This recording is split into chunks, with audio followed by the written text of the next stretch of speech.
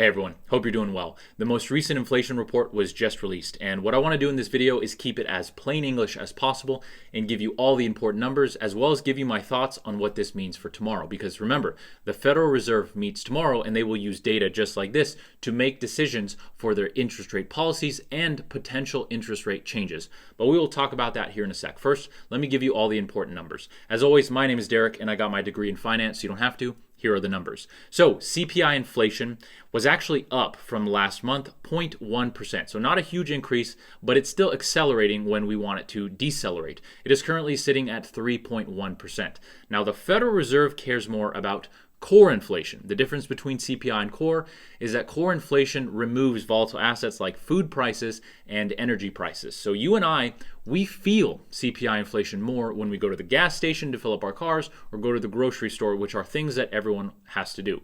The Fed, though, they say that they want to make decisions based on core inflation because they want to remove volatile assets. So that number is currently sitting at 4%. Now remember that the Federal Reserve's target rate is 2%. So core inflation is still sitting at double the target rate, which means that there is still work to do. Now, before we talk about what this means for tomorrow's meeting, let me break down some very important numbers. So, energy prices overall are down 5.4%. Now, that doesn't mean that all energy prices are down. Electricity is actually up 3.4%, but overall energy is down 5.4%, and that's on a year-over-year basis. Now, I also want to go over food, and I actually want to hear your thoughts as well. I want you to let me know if this kind of feels similar to what you feel when you go to the grocery store. So, food in general is up 2.9% year-over-year, but there are some items that are up, and there are some items that are down. So, the items that are down are fish. Fish is down. Milk is down. Eggs are down. Butter is down. Coffee is down. The things that are up are fruits. Fruits are up. Bread is up. Vegetables are up. And meat is up. So I want you to let me know if when you go to the grocery store, if this feels similar to what you're feeling. I know a lot of people actually say that most things in general are a lot more inflated and that these numbers don't necessarily represent what people are feeling. So I want to know your thoughts. Now, another big one, a few big ones are services, and I'll explain why here in a second, as well as shelter. Shelter is housing costs. So, and a couple of important things to talk about when it comes to these things. So first and foremost, services. Services experienced no change. It is sitting at 5.5%, and this is one of the most important indicators in regards to inflation when it comes to the Federal Reserve. Why? Well, we are in a service-based economy. Our economy, most of the jobs here are service-based. So this is a very good indicator of the overall economy and of the overall inflation number and of the wage number. Because remember, when the Federal Reserve raises interest rates, in a sense, they want to bring down labor numbers to bring down inflation. So this is sitting at 5.5%. That is more than double the Federal Reserve's target rate. So that alone shows us that in a service-based economy, that number is very high, which means that there is still a lot of work to do. Again, this foreshadows what the Federal Reserve might do tomorrow. Now, in regards to shelter, there's a couple things that we have to understand here. Shelter is up 6.5%. This is a slight improvement. And over the next few months, this improvement should actually help bring the inflation number down more because shelter is a lagging indicator, mostly because the Federal Reserve, the data is compiled using existing contracts for shelter. Okay, so that means that newer contracts are left out and older contracts are put in, which lags the data slightly. So this number is probably slightly better in real life, and it should improve over the next few months, which will help bring inflation down. With that said, I kind of want to talk about what this means for tomorrow's number, or for tomorrow's meeting. Another thing we have to talk about real quick before I do that is the jobs report. So the jobs, close to 200,000 new jobs were added, which again signals that the Federal Reserve, while they are keeping interest rates high, are not affecting the job market maybe as much as they want to.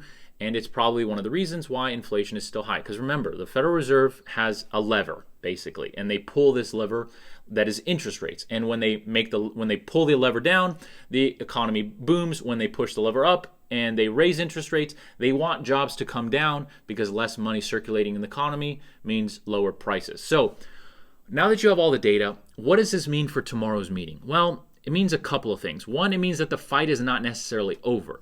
With that said, when you look at the general consensus of what people believe, most people believe that the Federal Reserve is not going to raise interest rates at this meeting. With that said, they are most definitely not going to cut interest rates at this meeting. And right now, where we're at is we're kind of in the just hold and wait stage of this fight against inflation. The Federal Reserve right now is most likely going to hold interest rates steady because inflation is not skyrocketing up anymore, so they don't need to continue to raise interest rates. With that said, inflation is not coming down as quickly as they'd want, and as I've said in previous videos, it is looking like inflation is becoming very sticky, right? Sticky means that despite attempts to fix inflation, it remains stable. Inflation seems to be becoming sticky in the 3% range. This is a problem for the Fed, and what it means is it's most likely going to keep the current interest rate for longer, which means that we will not see a reduction in interest rates until well into 2024. The consensus is anywhere between like the third month, March, April of 2024, through you have some people thinking late 2024. In my opinion, it's probably going to be middle of the year. It's usually great to take a middle point view because that's usually what happens, right? Radical on either side, usually it's probably somewhere in the middle. So we're thinking like middle of the year. What this also means, and I've been saying this for a while, everyone else is saying that another interest rate increase is off the table. I will say this, that is most likely the case. We are probably not going to experience another interest rate increase, the federal funds rate. But I'm going to say this, as I've said it before, there is still a significant chance, a non-zero chance, that we will at some point experience another interest rate increase. Now, the data is showing that it is most likely not going to happen, all right? But if I had to guess, right now there's more of a likelihood of an increase than there is a decrease, say for the next 6 months, because inflation is still sticky.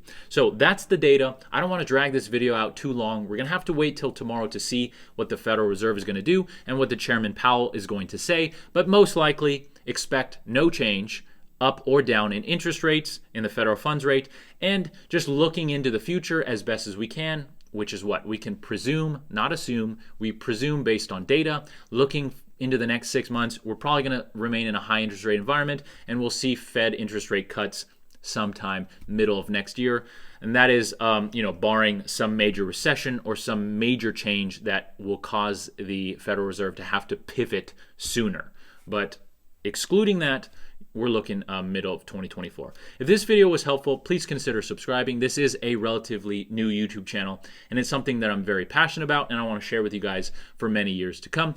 And don't forget to turn on the bell notifications so you don't miss the next video. Usually videos are on Tuesday, but sometimes I'll do a video Wednesday, Thursday, or Friday if something important comes out, like the Fed meeting that's coming out tomorrow, or some other economic event.